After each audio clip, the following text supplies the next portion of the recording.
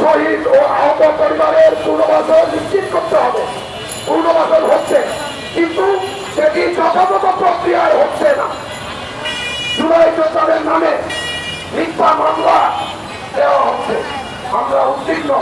আমরা শহীদ পরিবারের আসামিদের জামিন পর্যন্ত দেওয়া হচ্ছে। জুলাই গণঅভ্যুত্থানের শহীদ ও আহত পরিবারের দায়ের করা মামলা আসামিদের মামলা বাণিজ্য করে আসামিদের জামিন দিয়ে দিচ্ছে, তা বন্ধ করতে হবে। দ্রুত বিচার নিশ্চিত করার লক্ষ্যে কমপক্ষে 5টি ট্রাইব্যুনাল গঠন করতে হবে। চিকিৎসার কারণে যারা সংযুক্ত হতে বসেছে, চিকিৎসা করার ক্ষেত্রে বিদেশে প্রয়োজনে তাদের সাথে বিদেশে নেওয়ার জন্য যথাযথ প্রক্রিয়া অবলম্বন করতে হবে। এখানে দেখা যাচ্ছে বৈষম্য হচ্ছে। প্রিয় সাংবাদিক ভাইয়েরা এবং দেশবাসী, 24 জুলাই যোদ্ধা 17 বছর আন্দোলনের 17 বছর 36 দিন এই আন্দোলনের মাত্র দিয়ে আমরা একটি স্বাধীন বাংলাদেশ পেয়েছি।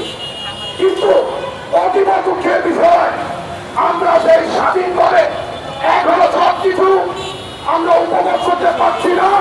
আমরা এখনো দেখছি যে বিভিন্ন জায়গায় বৈষম্যের শিকার হচ্ছে আমাদের আহত যোদ্ধারা এবং শহীদ পরিবার।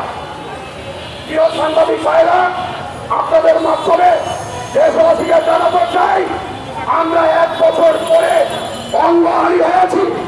অনেক সহযোদ্ধারা গুলিবিদ্ধ হয়েছে, অনেক মায়ের কোল, অনেক বাবার কোল, অনেক সহযোদ্ধা ভাইয়ের কোল খালি হয়েছে, তাদের প্রিয়জনরা শহীদ হয়েছে। আমরা 1 বছর পরে এই রাস্তায় দাঁড়াবো, এটি আমরা কখনো কল্পনাও করতে পারিনি।